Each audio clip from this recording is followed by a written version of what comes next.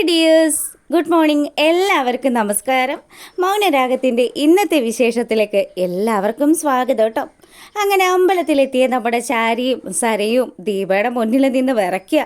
നീ ആദ്യം ഈ നാട് മുഴുവൻ നന്നാക്കാൻ നടക്കുന്ന നേരത്ത് നിൻ്റെ ഭർത്താവിനെ കുറിച്ചൊക്കെ ഒന്ന് ആലോചിക്കുന്നത് വളരെ നല്ലതായിരിക്കുമെന്ന് സരയുടെ മുഖത്ത് നോക്കി നമ്മുടെ ദീപ പറയുക. സരയുവാണെങ്കിലോ, അതെ, നിങ്ങളുടെ കിരണിനെ പോലെയൊന്നും അല്ല, എൻ്റെ മനുവേട്ടൻ തനി തങ്കമാണ്. പിന്നെ തനി തങ്കം. എടി, ഞാൻ കണ്ടതിൽ വെച്ച് ഏറ്റവും വലിയ അലമ്പനാണ് നിൻ്റെ ഭർത്താവ്. ദേ നിൽക്കുന്നുണ്ടല്ലോ നിൻ്റെ അമ്മ. അവരൊരു അക്ഷരം പോലും മറുത്തു പറയാത്തത് എന്താണെന്ന് നിനക്കറിയാവോ? അവർക്കറിയാം പല സത്യങ്ങളും അവർ പറയാതിരിക്കുന്നതാണെന്ന് കൂടി. നമ്മുടെ ദീപ പറഞ്ഞതും ശരിക്കും ഷാരിക്ക് നല്ല സങ്കടമായി. ഷാരിയുടെ മുഖത്ത് നോക്കിയിട്ട് സരയുവാണെങ്കിൽ ദേഷ്യത്തോടു കൂടി ഇങ്ങനെ നിൽക്കുമ്പം, അതെ, നീ ആദ്യം എല്ലാവരും മുടിഞ്ഞു പോകണമെന്ന് പ്രാർത്ഥിക്കുന്നതിന് പകരം നിൻ്റെ ജീവിതം ഒന്ന് ശരിയാക്കി തരണേ ഭഗവാനെന്ന് പുള്ളിക്കാരനെ വിളിച്ചൊന്ന് പ്രാർത്ഥിച്ചു നോക്ക്. ചിലപ്പം എന്തെങ്കിലും മാറ്റം നിൻ്റെ ജീവിതത്തിൽ ഉണ്ടാകാതിരിക്കില്ല സരയു. അങ്ങനെ സരയും അവളുടെ അമ്മയും കൂടി വലിയ കട്ടക്കലിപ്പിലും ആ ക്ഷേത്രത്തിനുള്ളിലേക്ക് കയറി പോവുക. ഇവരെന്താ അമ്മ അങ്ങനെയൊക്കെ സംസാരിച്ചത്? പല ആവൃത്തിയായല്ലോ മനുവേട്ടനെ കുത്തി കുത്തി സംസാരിക്കാൻ തുടങ്ങിയിട്ട്. നീ അതൊന്നും കാര്യമാക്കണ്ട. നീയും മനോഹരം കൂടി സന്തോഷത്തോടു കൂടി ജീവിക്കുന്നത് കണ്ടിട്ട് രസിക്കാത്തത് കൊണ്ടായിരിക്കും മോളെ. അങ്ങനെ അവർ ആ തിരുമേനിയുടെ അടുത്ത് വന്നതും സരയു ചോദിച്ചു, തിരുമേനി, ഇപ്പോൾ വന്ന സ്ത്രീ മിക്കവാറും അമ്പലത്തിൽ വരാറുണ്ടല്ലേ? തിരുമേനിക്ക് നല്ല ചിക്കിളിയും കിട്ടുന്നുണ്ടാവുമല്ലോ. അതെ, അവരിവിടെ വരുന്നത് ആരും നശിച്ചു പോകാൻ വേണ്ടി പ്രാർത്ഥിക്കാനല്ല, എല്ലാവർക്കും നന്മ ഉണ്ടാവണമെന്ന് പ്രാർത്ഥിക്കാൻ മാത്രമാണ്. അതിൻ്റെ ആ ഒരു ഗുണമൊക്കെ അവരുടെ ജീവിതത്തിലും കാണുന്നുണ്ടെന്ന് തിരുമേനി പറയുക. അല്ലേലും ഇയാൾ അവരുടെ സൈഡാണമ്മേ. ഇയാൾക്ക് നമ്മൾ കുറേ ചിക്കിളി കൊടുത്തത് മിച്ചമായി പോയല്ലോ. ഇയാൾ അവരുടെ ഭാഗത്ത് നിന്ന് മാത്രമേ സംസാരിക്കുകയുള്ളൂ. എന്നാൽ ശരി തിരുമേനി എന്ന് പറഞ്ഞ് രണ്ടുപേരും അമ്പലത്തിൽ നിന്ന് പോരുക. ഈ സമയമാണെങ്കിൽ നമ്മുടെ മൂങ്ങ മുത്തശ്ശിയും അതുപോലെ കിരണും കല്യാണിയൊക്കെ കൂടിയിരുന്ന് കാപ്പി കുടിച്ചുകൊണ്ടിരിക്കുക. അപ്പോൾ മുത്തശ്ശി പറഞ്ഞു, അതെ, ഇത്തവണത്തെ ഓണം എന്തായാലും ഗംഭീരമായിട്ടങ്ങ് ആഘോഷിക്കണം. ഇനിയൊരു ഓണം എൻ്റെ ജീവിതത്തിൽ ഉണ്ടാകുമെന്ന് പറയാൻ പറ്റില്ലല്ലോ. അതെന്താ അമ്മുമ്മ അങ്ങനെ പറഞ്ഞത്? അമ്മുമ്മ ഞങ്ങളുടെ ഒപ്പം തന്നെ ഒരുപാട് വർഷങ്ങളുണ്ടാവും. എൻ്റെ മോളെ വയസ്സും കാലമായി വരുമല്ലേ, അതുകൊണ്ട് എനിക്ക് ആ കാര്യത്തിൽ വലിയ ഉറപ്പൊന്നുമില്ല. പിന്നെ ആകെയുള്ളൊരു സമാധാനം എന്ന് പറഞ്ഞാൽ ചെയ്തു കൂട്ടിയ ഒരുപാട് തെറ്റുകൾ, അതിനൊക്കെ ഇപ്പം ഞാൻ പരിഹാരം കണ്ടുകൊണ്ടിരിക്കുകയല്ലേ. അതുകൊണ്ട് മനസ്സിനൊരു സമാധാനമൊക്കെ ഉണ്ട്. അങ്ങനെ ഇവർ സംസാരിച്ചുകൊണ്ട് നിൽക്കുമ്പോൾ ദീപ അങ്ങോട്ട് വരിക. എന്താ, കാര്യമായിട്ട് എന്തോ ചർച്ചയിലാണല്ലോ. അതെ അതെ, ഇത്തവണത്തെ ഓണം അമ്മുമ്മ നമ്മുടെ ഒപ്പം തന്നെ അങ്ങ് ആഘോഷിക്കാൻ തീരുമാനിച്ചിരിക്കുക. പക്ഷേ ഒരു കാര്യമുണ്ട് കേട്ടോ മക്കളെ, ഞാൻ നിങ്ങളുടെ കൂടെ ആഘോഷിക്കാൻ വരുമ്പോഴും അച്ഛനെയും അമ്മയും ഒക്കെ നടതള്ളിയിരിക്കുന്ന കുറേ ആൾക്കാരില്ലേ, അങ്ങനെ ആ ഒരു സങ്കടത്തിൽ കഴിയുന്ന ഒരുപാട് അമ്മമാരും അച്ഛന്മാരും ഒക്കെ സാന്ത്വനത്തിലുണ്ട്. അങ്ങനെയുള്ള അവരെയൊന്നും തനിച്ചാക്കാനായിട്ട് എനിക്ക് പറ്റില്ല. അതുകൊണ്ട് ഞാൻ അല്പം വൈകിയൊക്കെ വരുള്ളൂ. എന്തായാലും എൻ്റെ കൊച്ചുമക്കളുടെ കൂടെ ഞാൻ ഈ ഓണം അങ്ങ് തകർക്കാനായിട്ട് തന്നെ തീരുമാനിച്ചിരിക്കുക. അത് നല്ല കാര്യം തന്നെയാണ്. അപ്പം ദീപയുടെ മുഖത്ത് ആ ഒരു സങ്കടം കാണുമ്പോഴത്തേക്കിനും നമ്മുടെ കല്യാണി ചോദിക്കുന്നുണ്ട്, എന്ത് പറ്റിയമ്മേ, എന്തെങ്കിലും പ്രശ്നം ഉണ്ടായോ? എൻ്റെ മോളെ, സരയും അവളുടെ അമ്മയും കൂടി അമ്പലത്തിൽ വന്നിട്ടുണ്ടായിരുന്നു. അവിടെ വെച്ച് പ്രകാശന് ചിലവിന് കൊടുക്കുന്നത് സരയും ആണെന്നൊക്കെ വലിയ വീമ്പങ്ങ് അടിക്കുന്നുണ്ടായിരുന്നു. ഞാൻ എന്തായാലും ആ പറഞ്ഞതിനൊക്കെ നല്ല മറുപടിയും കൊടുത്തിട്ടാണ് പോന്നിരിക്കുന്നത്. അതിനിപ്പോൾ എന്തിനാ അമ്മ വിഷമിക്കുന്നത്? പ്രകാശനെ പോലെയുള്ള ഒരാളെ കൂട്ടുപിടിച്ച് ഇനിയും പല വൃത്തികേടുകളും സരയും അവളുടെ അമ്മ ചാരിയൊക്കെ ചെയ്യും. അതുകൊണ്ട് നമ്മൾ അവരെ ഒന്നും കണക്കാക്കേണ്ട ആവശ്യമൊന്നുമില്ല. ദേ, പുകഞ്ഞ കൊള്ളി പുറത്തെന്ന് പറയുന്നത് പോലെ അവരെക്കുറിച്ച് ആലോചിച്ച് വെറുതെ എന്തിനാ അമ്മ അമ്മയുടെ മനസ്സ് വിഷമിപ്പിക്കുന്നതെന്ന് നമ്മുടെ കല്യാണി പറഞ്ഞതും അല്ലെങ്കിലും വിഷമമൊന്നുമില്ല മോളെ. പിന്നെ പ്രകാശൻ ഈ ഒരു അവസ്ഥയിൽ കഴിയുമ്പോഴും അണിഞ്ഞൊരുങ്ങിയാണ് ഞാൻ നടക്കുന്നതെന്നൊക്കെ അവൾ പറഞ്ഞു. പിന്നെ അവളോട് പോവാൻ പറയുന്ന നമ്മുടെ മൂങ്ങ മുത്തശ്ശിയും പറയുക. അങ്ങനെ ഇവരെല്ലാവരും ഈ കാര്യങ്ങളൊക്കെ സംസാരിച്ചുകൊണ്ട് നിൽക്കുമ്പം നമ്മുടെ മുത്തശ്ശി പറഞ്ഞു, അതെ, ശത്രുക്കൾ ഒരുപാടുണ്ട്. അതുകൊണ്ട് തന്നെ എൻ്റെ മോനും മോളും ഒക്കെ പ്രത്യേകം സൂക്ഷിക്കണം.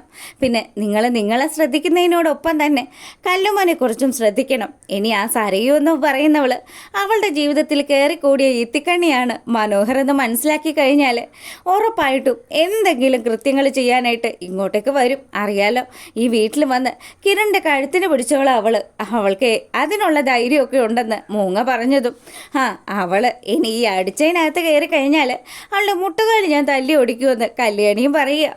അങ്ങനെ ഇവിടെ ഈ കാര്യങ്ങളൊക്കെ നടക്കുമ്പം നമ്മുടെ മനോഹരൻ നല്ല സുന്ദര കുട്ടപ്പനായിട്ട് ഒരുങ്ങി സ്പ്രേ ഒക്കെ അടിച്ച് എവിടെയോ പുറത്ത് പോകാൻ വേണ്ടി തയ്യാറായിക്കൊണ്ടിരിക്കുക. അപ്പോഴത്തേക്കിനും സരയു വന്ന് പിന്നിൽ നിൽക്കുക. സരയുവിൻ്റെ മനസ്സിൽ മുഴുവനും നമ്മുടെ ദീപ പറഞ്ഞ വാക്കുകൾ. ദീപ പറഞ്ഞല്ലോ, നീ ഈ നാട്ടിൽ മുഴുവൻ നടന്ന് പ്രശ്നം ഉണ്ടാക്കുന്ന സമയത്ത് വീട്ടിലുള്ള ആ പെരിച്ചാഴി എങ്ങനെയാണെന്ന് അതൊന്ന് അന്വേഷിച്ച് നോക്കണമെന്ന്. അതുകൊണ്ട് തന്നെ മനുവേട്ടൻ്റെ ചുറ്റിക്കളി എന്തെങ്കിലും ഉണ്ടെങ്കിൽ അതൊന്ന് കണ്ടെത്താമെന്നുള്ള പ്ലാനിങ്ങിലാണ് നമ്മുടെ സരയു അവൻ്റെ പിന്നിൽ വന്ന് നിൽക്കുന്നത്. എന്താ മോള് എന്താ ഇവിടെ വന്ന് നിൽക്കുന്നതെന്ന് മനോഹർ ചോദിക്കുക. അപ്പം തന്നെ നമ്മുടെ മോള് പറഞ്ഞു, അതെ മനുവേട്ട നിന്ന് എവിടെയാണ് പോകുന്നത്? എന്താ സരയു നീ അങ്ങനെ ചോദിച്ചത്?